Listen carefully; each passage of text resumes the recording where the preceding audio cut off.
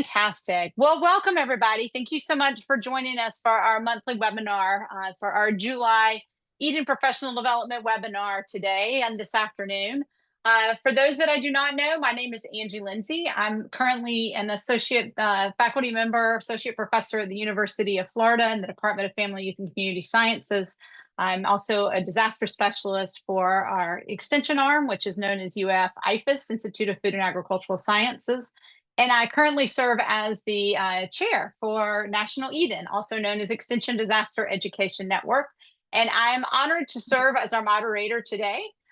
Before we begin, if you just take a moment and drop your name and institution there in the chat box so we know who all is with us today, that would be wonderful. Thank you so much. So just take a few minutes and drop your name and university you're at or institution.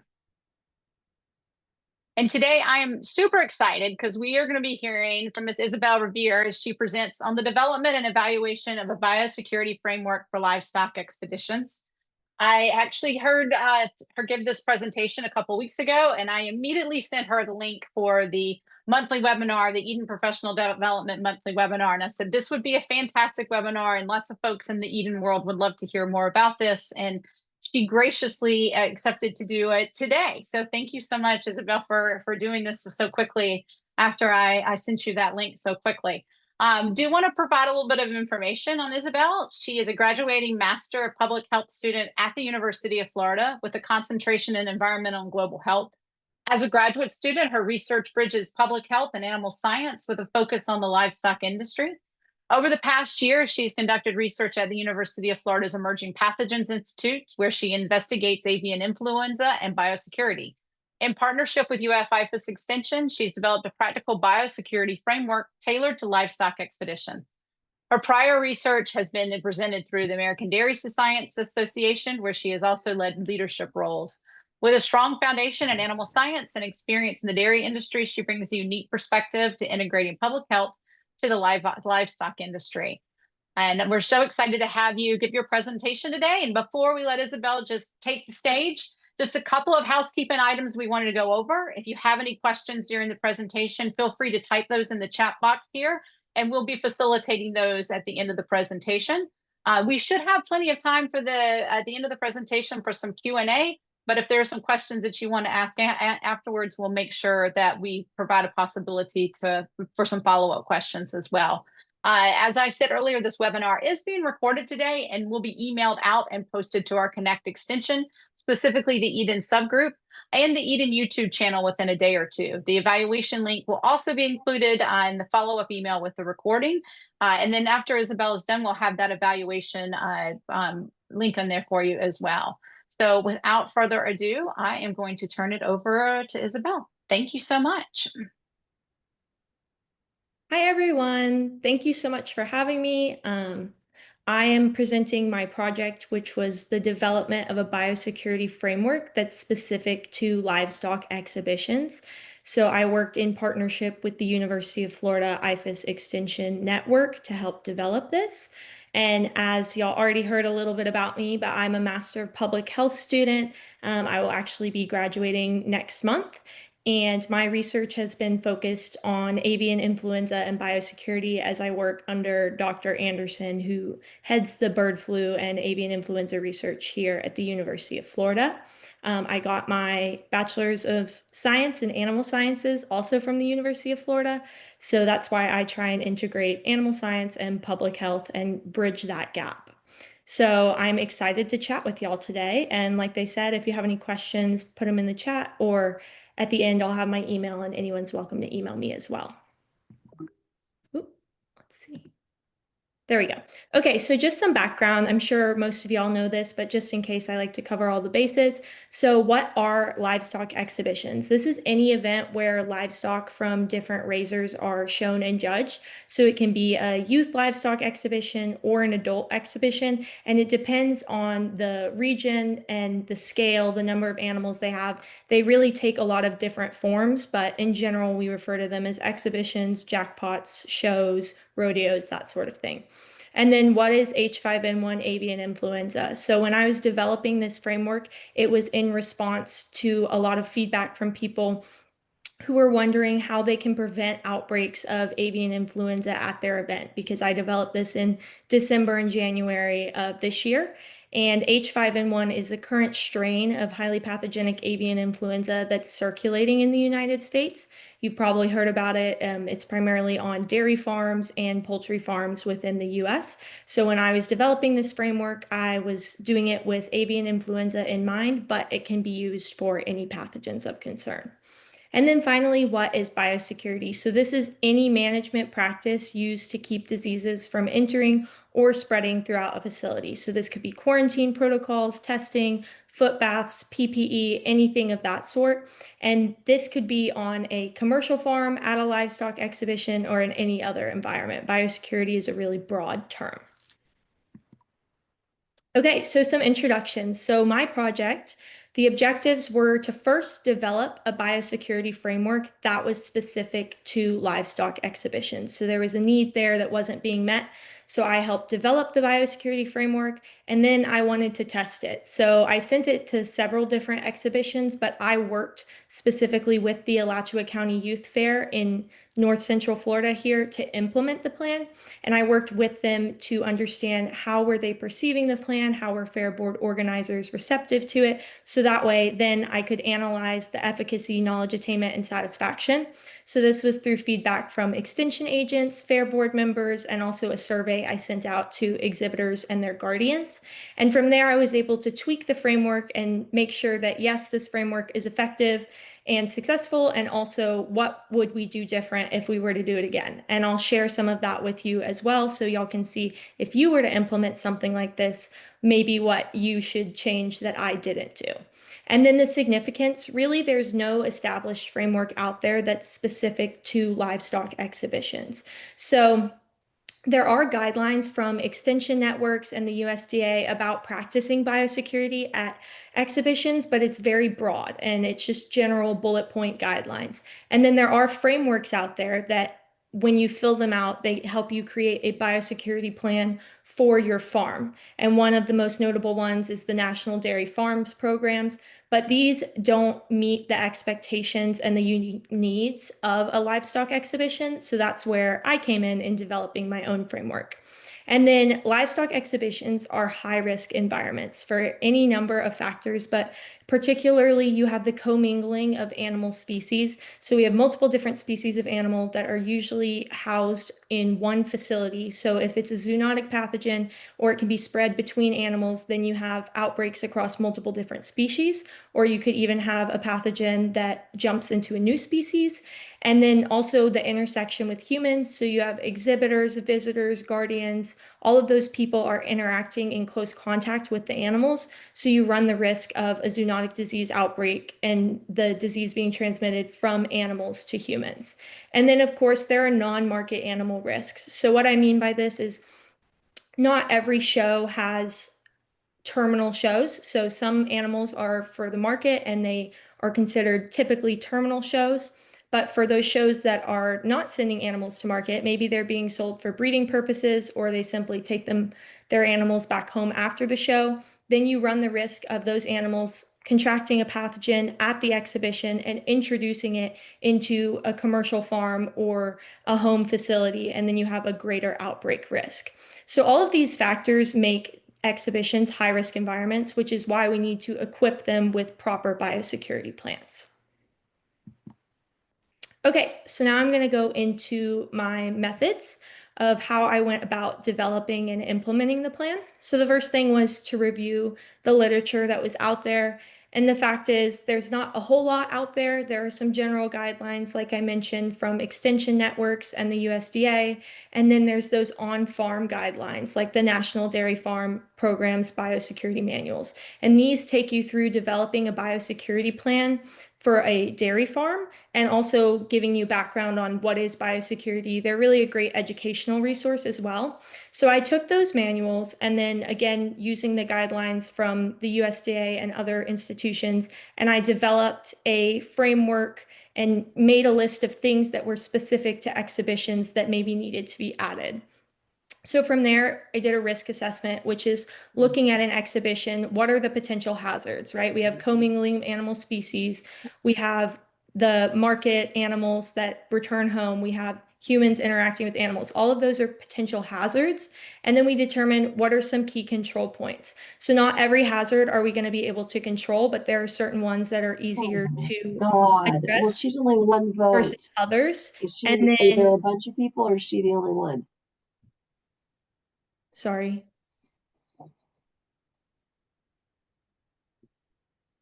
can you repeat your question? Oh, okay. I I'll think continue. somebody was not muted, Oh, Isabel. okay. So sorry Yeah, about go that. ahead. Okay, so then I moved into risk management. So now that we've found those key control points, what are some management practices that we can do to help mitigate the risk of outbreaks? So this could be things like foot baths, this could be pre-show surveys, things like that. So developing those, and then I created the implementable framework. So working in to make sure we're addressing the major hazards that exhibitions face and suggesting potential solutions as well. And that created the framework, which ended up being a fillable PDF that exhibition organizers can use to fill out. And from there, I went to risk communication. So this was where I presented the plan to fair organizers. And I said, okay, we're going to go through this together. Let's decide which aspects we think are feasible for us to implement and which aspects maybe aren't. And then from there, I presented the completed plan at board meetings and got a lot of feedback on, well, maybe you should add this or consider this or that won't work. And then also communicating with key stakeholders. So this could be extension agents, commercial producers, or even like city managers to get them to buy into the biosecurity plan so you're able to be more effective with implementing it. So I did all of these things, and then I implemented the plan at the Alachua County Youth Fair and Livestock Show.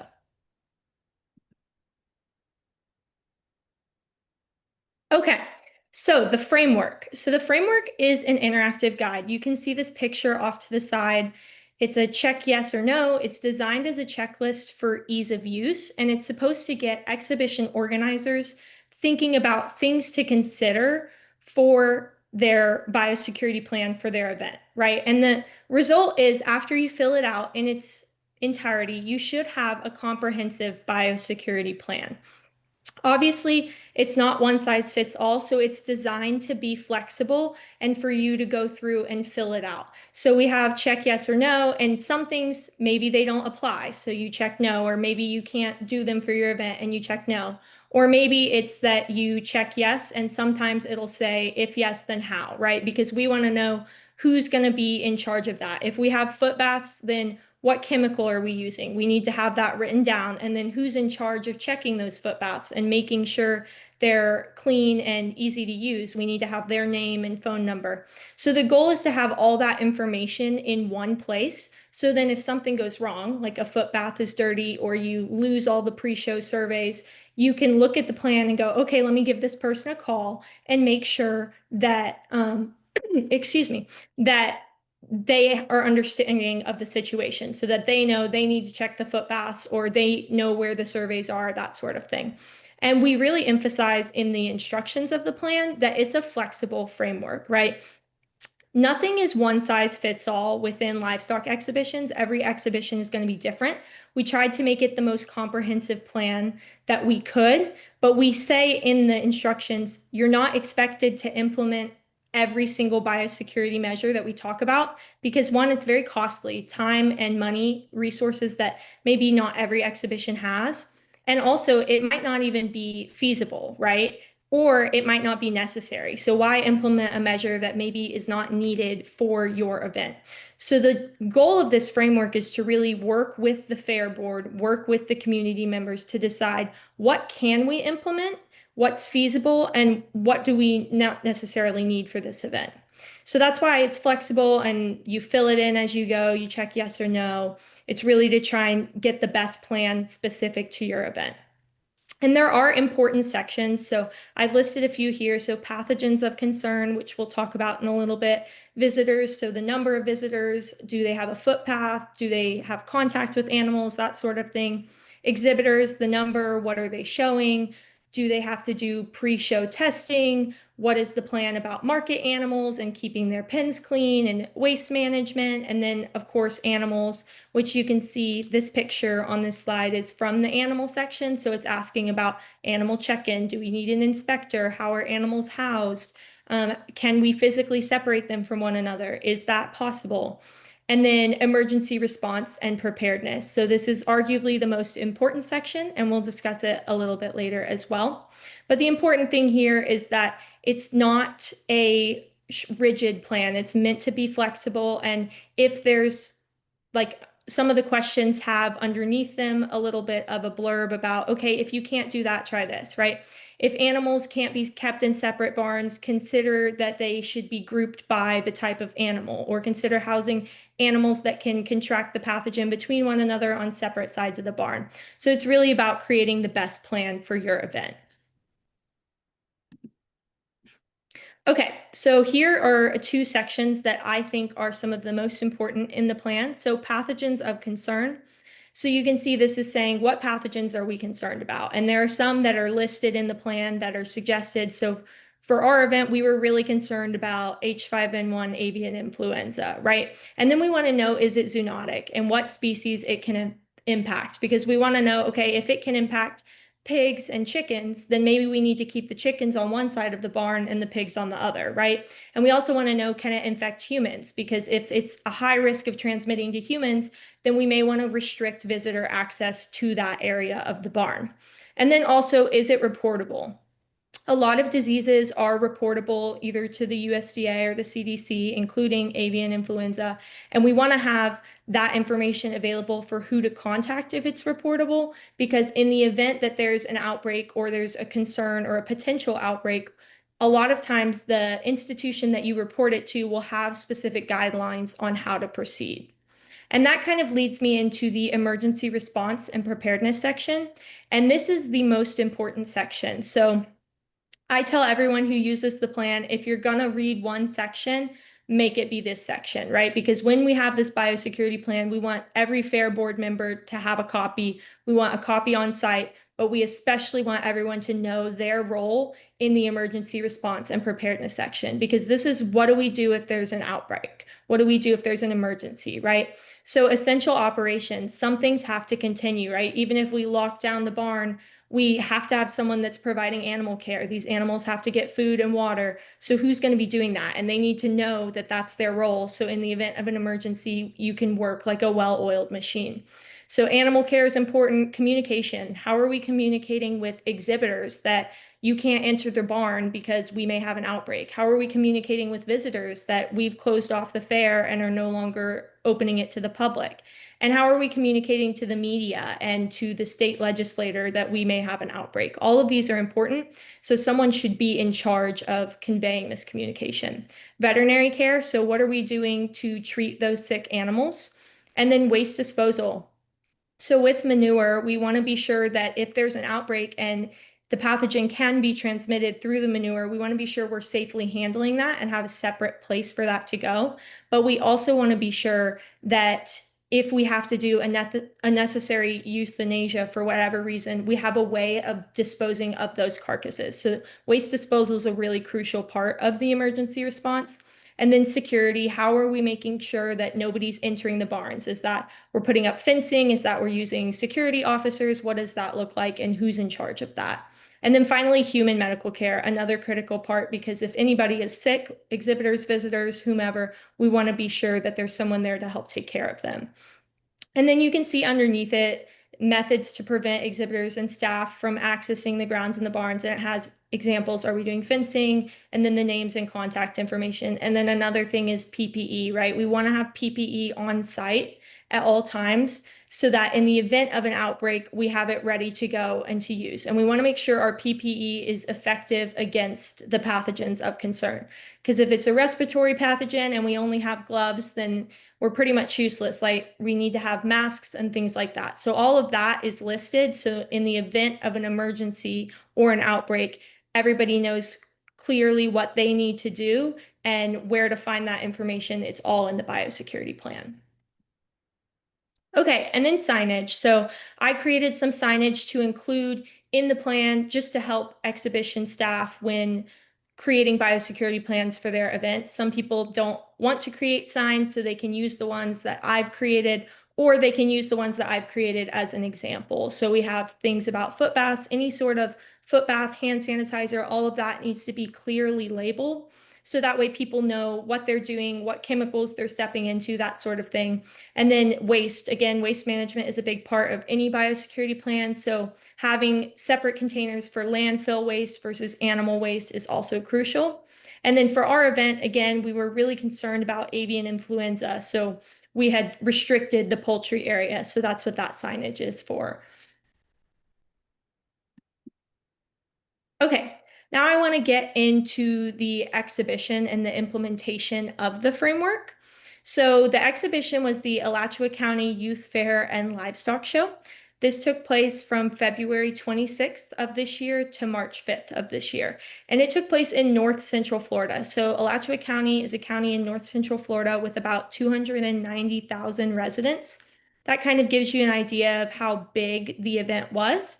And then we had 262 youth exhibitor entries. So it's only a youth exhibitor event. There's no animal or adult entries.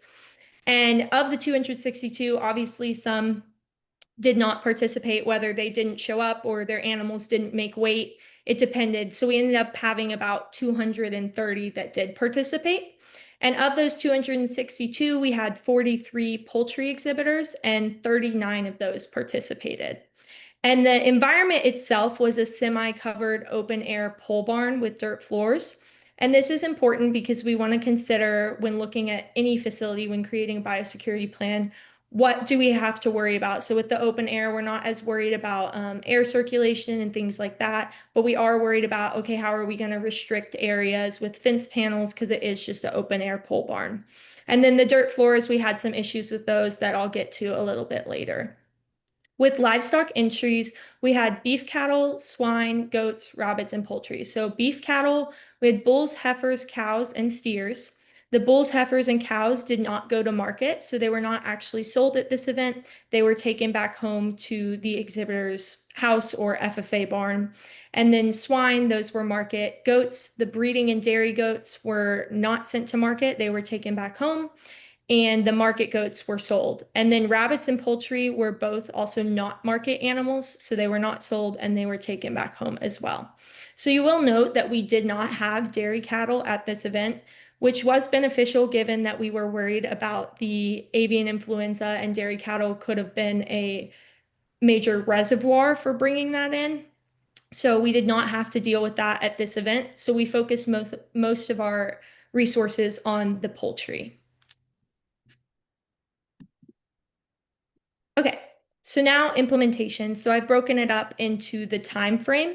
So after meeting with the fair board members and fully filling out the biosecurity plan, we determined which measures were feasible for us to implement and that we were going to put in place at the show.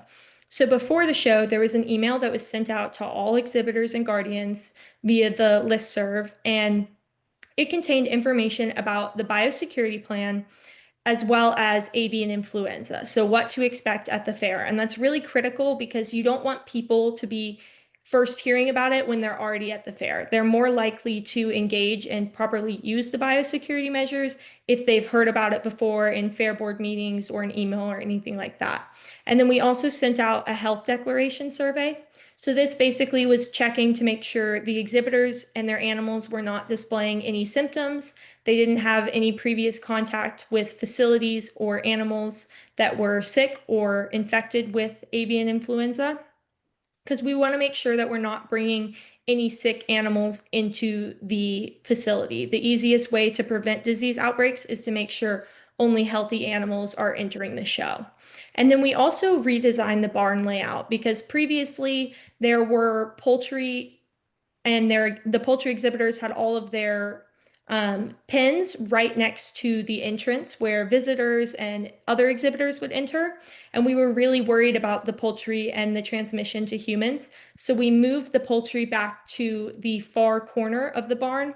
So that way they weren't near where the visitors were entering or near any of the other animal areas.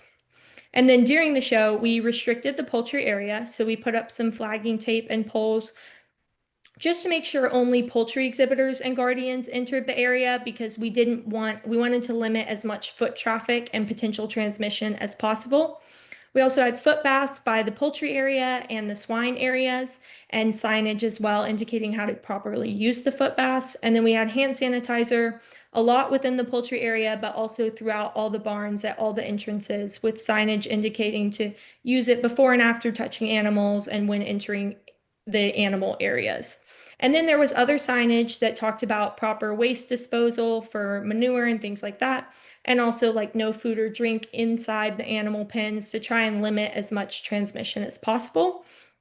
And then we had a new poultry check-in protocol. So previously, everyone would crowd in one area and wait for the inspector to bleed their birds, and then they would get to go in. But with that crowding, we were worried about a lot of transmission between the exhibitors and the birds all being in one area. So instead, we changed it to where a person from our research team was going to do a visual health check of the birds at the vehicle prior to unloading to make sure that they were not displaying any symptoms. And then if they passed the health check, which luckily all of our birds did, they were allowed to go in to be inspected by the inspector and unload into the pens. And that also helped keep crowd control down, because people were just waiting at their vehicles as opposed to crowding around the entrance to the barn.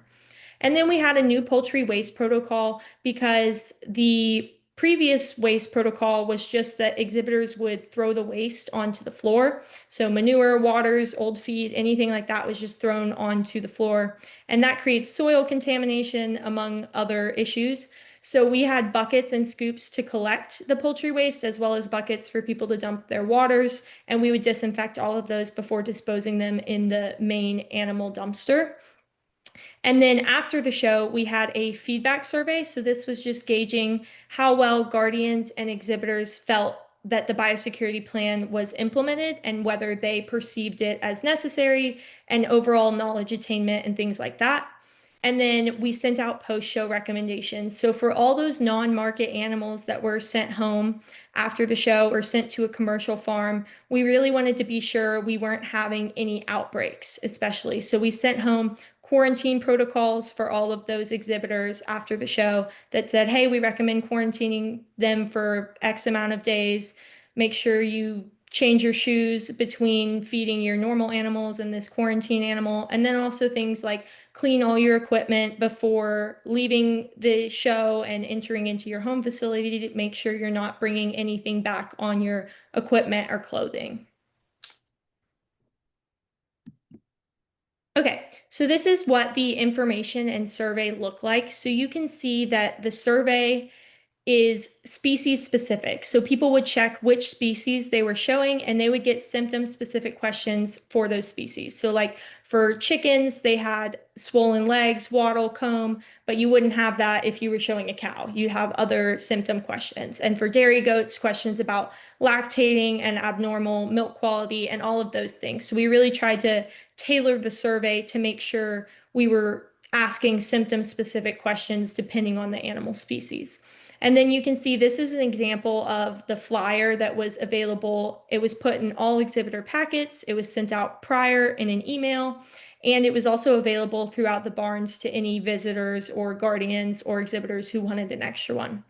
And it just talks about what is biosecurity, what is avian influenza, who can get it, how do we practice good biosecurity, and then a really important part is how do we report sick animals. So we needed to have that on there. So in the event that animals were displaying symptoms and I missed it, that they could report it to the Florida Department of Agriculture. And the education aspect was really well perceived amongst the fair, and also just very important, because the more people know about why they're doing something, the more likely they typically are to follow the measures you have in place. Okay, so implementation, these are some pictures from the fair. So you can see we had that orange flagging tape blocking off the poultry area, and we tried to push it back into the corner of the barn. You can also see the dirt floors and the shavings, and you can see that there's very minimal shavings on the ground, which was great to hear and see, because then we were able to determine that the buckets for waste were being used and we were successful in preventing that soil contamination. And you can see in that photo at the very bottom, there's like blue and white buckets. Those were used to collect the waste. And you can see this lady, she's using hand sanitizer, and in front of her is a sign talking about the restricted poultry area, and then as well as the foot bath that's on the ground. So the foot bath was a sanitizing pad filled with a solution that you would just step on before entering the area. Okay, so evaluation. So to evaluate, we sent out a Qualtrics survey, and this was sent out to all exhibitors and guardians after the event. So we sent it out about 3 days after the event, and then sent a couple follow-up reminder emails, and closed it about 2 weeks after the event. And everybody who replied, there were about 26 respondents, which was pretty much on par for what we expected, given that it was a voluntary survey without an incentive to reply. And everyone provided feedback on the communication about biosecurity and avian influenza throughout and before the event and after the event. The pre-show survey, so that pre-show health declaration, we measured satisfaction with that. The information pamphlet, so did they like the way it was laid out? Did they like the information? And then also knowledge attainment. So how much did the pamphlet and the information we sent out increase your knowledge of avian influenza or biosecurity? And then also compliance. So we asked people, how often were you complying with the biosecurity measures, and which biosecurity measures did you actually follow? And then we also asked the perception of avian influenza and biosecurity. So what's the perceived risk of avian influenza outbreaks and the overall perceived necessity of biosecurity measures at these events? And then we additionally asked poultry exhibitors and guardians. There were 7 to 8 respondents, depending on the question, and they provided additional feedback on the satisfaction with the biosecurity measures that were implemented. And the reason we kept the satisfaction questions strictly to the poultry exhibitors and guardians was we were really trying to limit the length of the survey, and also the poultry exhibitors and guardians had the most biosecurity measures in place. So a lot of the biosecurity measures weren't in place for the other exhibitors. And then you can see off to the right, that's a picture of what the survey looked like. So a lot of the questions were on a slider scale where they would say not satisfied, slightly satisfied, or some of the time, most of the time. And it was usually 1 to 5. Some of them were 0 to 5 as well.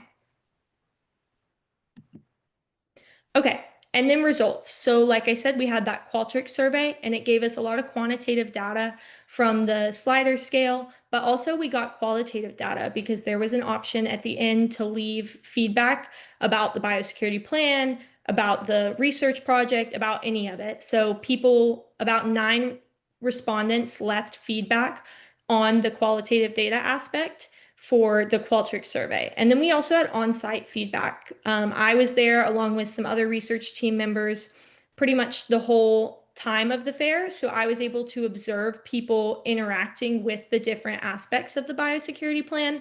So I collected some observational data, and then also I got some qualitative data as well, because some people came up to me and gave me verbal feedback saying, hey, this person didn't do this right, or hey, this didn't work, you should do that. So I collected all of this together and then tried to take all of the results and use them to assess how successful our biosecurity framework was, and also make the adaptations that were necessary to improve it. Because this was a pilot study, so we were expected to have feedback that would tweak the framework and make it even better.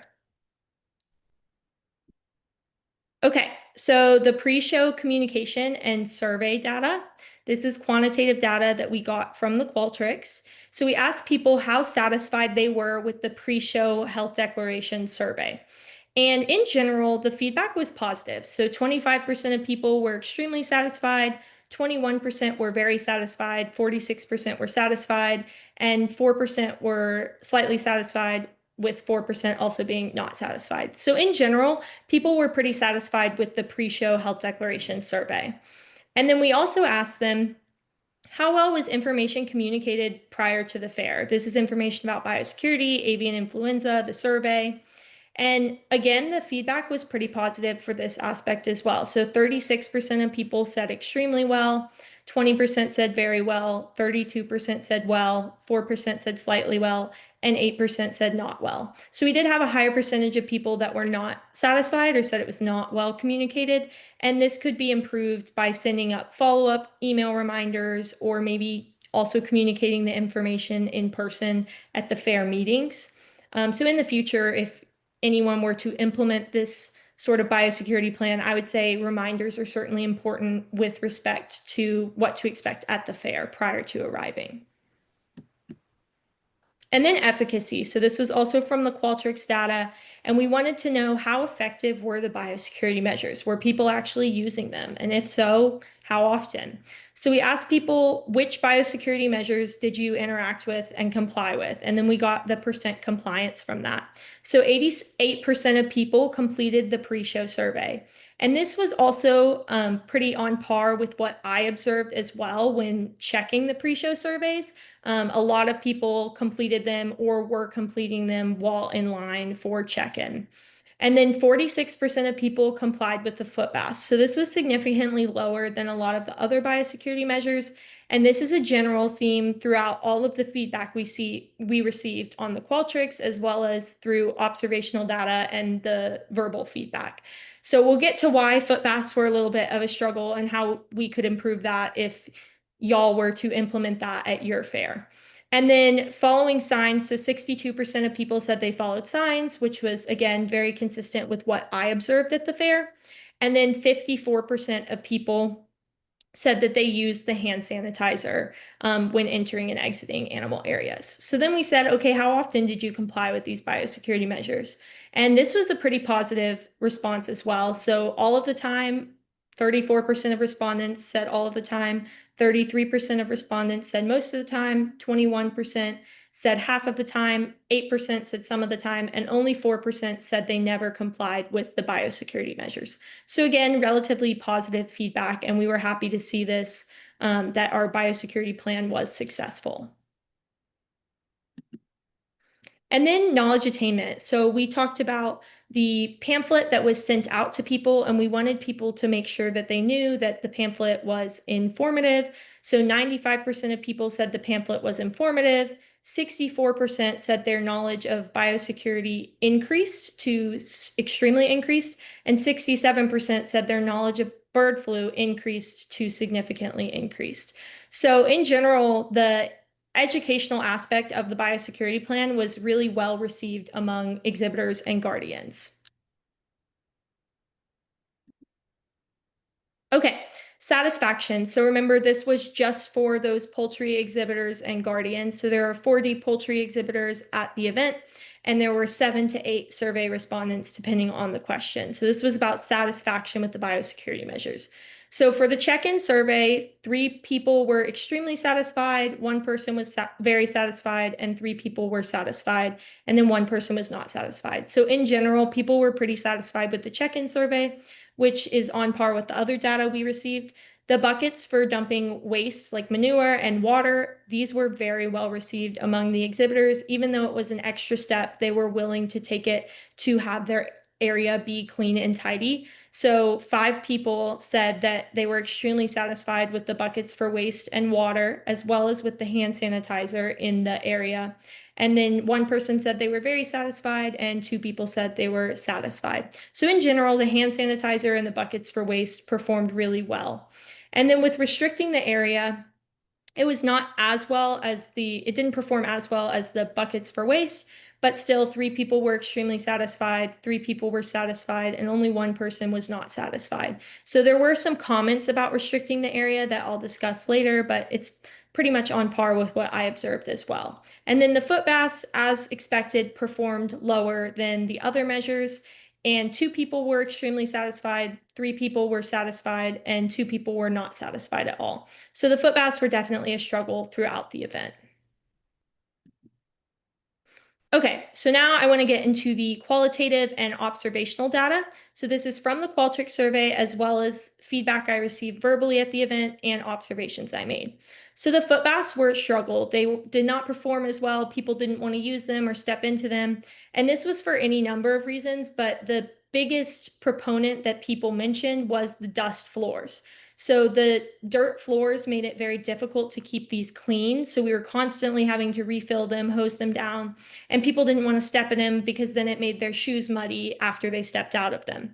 And that's completely understandable. So if this were to be implemented at another exhibition with dirt floors or with any type of floor really that isn't concrete or solid, I would recommend doing a garden sprayer application. This helps because you're not overwhelming the foot bath with organic material, so it makes it more effective. And also they can choose to spray it on their shoes, and then that would help with a lot of the muddiness. And then also dust baths. So they do make a dust application of a chemical that you can step into, and it almost coats your shoes like powdered sugar. And that works as like a disinfectant. And that would help a lot, again, with the muddiness and the issues with the dirt floors. So in the future, sprayers or dust baths might be a better application process for the foot baths. And then the pre-show survey. So we had parents with multiple children who were complaining that they had to fill out the survey multiple times, which is completely understandable. So in the future, having it to where you can fill out one survey for all the exhibitors in your family, that would be a great thing for people who are using this biosecurity plan in the future. And then multiple families in one vehicle. So we went vehicle to vehicle prior to unloading the animals to double check that they had completed the survey. And if not, we gave them a QR code. But a lot of people said, well, I'm hauling my neighbor's pig and they're not here, their kid's not here, I don't know anything, I can't fill this out, which is completely understandable. So issues with non-relative children were definitely present. So in the future, requiring that either a guardian or the exhibitor themselves be present at check-in might help with this, because then you're able to ensure that there's someone there that can fill out the survey on the exhibitor's behalf or the exhibitor themselves. And then hesitancy to be truthful. So a lot of people said, well, I didn't want to be truthful because what if I checked, yes, I had a runny nose, or yes, I've been exposed and you didn't let me show. So there was a form to type in and explain your symptoms or explain your exposure, but that didn't come on until the next page of the survey. So a lot of people didn't realize that that was there. So just clarifying in the future that just because you check a positive or that you've been exposed doesn't mean we're prohibiting you from attending the exhibition. We just want more information to ensure we're safe. And then restriction boundaries. So we had people who would go under or over the flagging tape or break through it. So in order to help people respect that more, having a more permanent boundary like a fence panel would be advised in the future. And then overall enforcement. So I had a few people comment, well, it wasn't as successful as it could have been because there were people not following the measures or they couldn't enforce it. And at the end of the day, it was primarily just me at the fair. So having more staff to help enforce it would be better than just a one-man show, so to speak. Okay, so key takeaways. So this framework can protect animal and human health. We did not have any outbreaks during or after the fair, which is the goal, obviously. And that's extremely important, especially with the rising zoonotic diseases. And then implementation, you have to do the best you can, right? Anything is better than nothing. Nobody's going to 100% follow what you say 100% of the time, but it's better than nothing. So just really doing the best you can, working with your community and your fair board organizers to determine what works best for you. That will help you have the best implementation experience. And then when integrating public health into the livestock industry, you really need that community buy-in. So by meeting with the fair board members, meeting with extension agents, meeting with city managers, all of those, getting those people to be invested and agree to the biosecurity plan is crucial because they can help you with implementation and overall acceptance. Because at the end of the day, there are some people who are not wild about change or implementing new things. So if you have the support of those key community stakeholders, you're going to be more successful. And then zoonotic diseases or zoonoses will continue to pose risks for livestock exhibitions. A lot of emerging diseases are zoonotic, and that's not going to change. We're seeing more emerging zoonotic diseases, and these exhibitions are continuing to be high risk just because of the nature of the event. So we need to be equipping fair board members and exhibition staff with proper biosecurity plans so they can protect their exhibitions and mitigate risks. And then future directions. So I'm working on publishing the framework in the University of Florida IFAS Extension EDIS database. So hopefully that will be in the next 3 months or so. And after it's published in that database, then I will share it with the Eden Network. So it will be a resource in their database as well. But unfortunately, I cannot share it prior to it being published. But if you have any specific questions before and you need answers before it's published in the next 3 months, just shoot me an email and I'm happy to chat about it. And then legal implications. So we're seeing this with the H5N1 outbreaks that the departments of agriculture are requiring biosecurity plans for farms. So given the high risk nature of exhibitions, it's not unlikely that they won't require that through the law require that exhibitions have biosecurity plans at their events. So if we can get ahead of that and start equipping exhibitions with biosecurity frameworks now, then they can be prepared when and if those legal implications come into play. Okay, that's all I have. If you have any questions, feel free to contact me. I put my personal and UF email up there. I am graduating in a month, so I recommend emailing both or copying my personal email on any correspondence. But yeah, thank y'all for listening. Thank you so much, Isabel. I actually put your UF email in the chat there as well. So, but thank you also for supplying your personal one too. I didn't think about that. So thank you again. So we've got about 5 to 6 minutes for question and answers. If anyone has a question, you can absolutely just put it in the chat there, and we've got some time where we can answer or facilitate a few questions if anyone has any questions they would like to ask.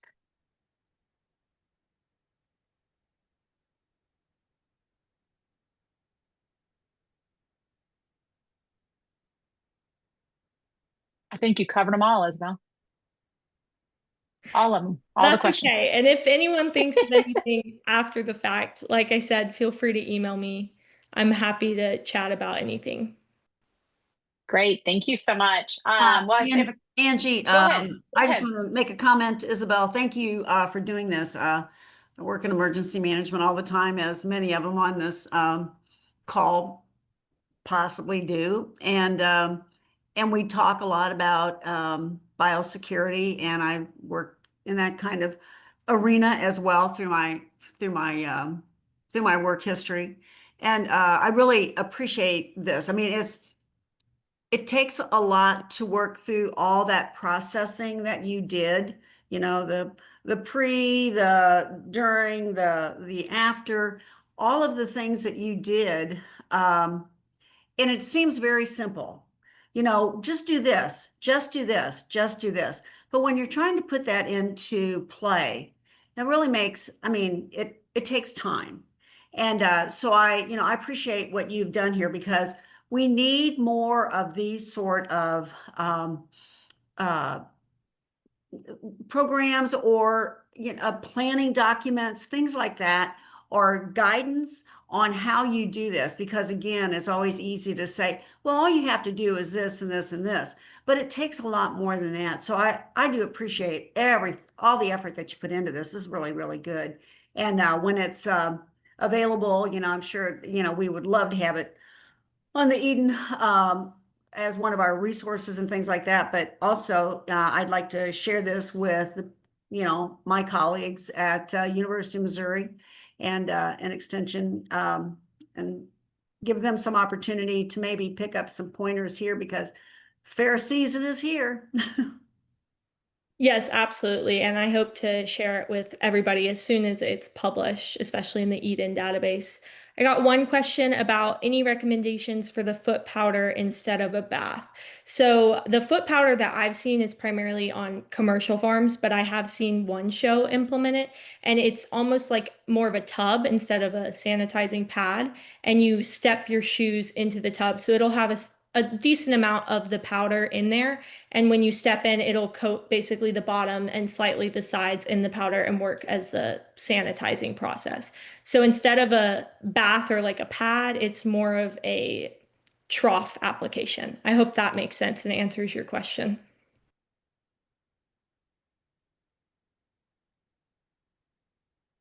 Thank you, Isabel. Any other questions?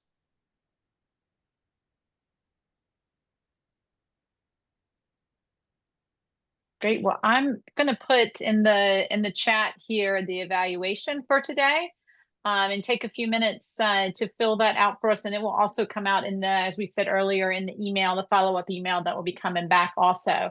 But I do want to, again, thank Isabell for her time and the effort that she's put forth with this. And as soon as this is published within our internal electronic database information system, otherwise known as EDIS, I will make sure that it is up on the Eden dashboard. So look for that hopefully fairly soon as well. Also, the recording will be sent out, and lastly, all Eden delegates are welcome to submit a webinar proposal at any time of the year. And you can access the submission form through the delegate portal on the Eden website. And I'm going to put that link there as well. So if you have an idea for a monthly webinar, we would love to hear it. And it's a quick form to fill out, and it goes directly to the Professional Development Committee, which Connie Burnham is chair of. And they meet once a month and go over these professional development opportunities. So without any other questions or concern, I am happy to stay on a few minutes if folks, if Isabell, if you want to stay on a few minutes if questions come up real quick. But we thank you so much for your time today. Thank you so much for joining us, and we hope to see you at the next webinar next month. So And thank you so please- much. Please take Go a ahead. minute to fill out the feedback form as well. I also put that in the chat, and the one that the one that Angie put in is just to let us know what you would like to see in a future webinar if you have an idea for a good webinar. Thanks, everyone. Thank you. Thanks, everybody.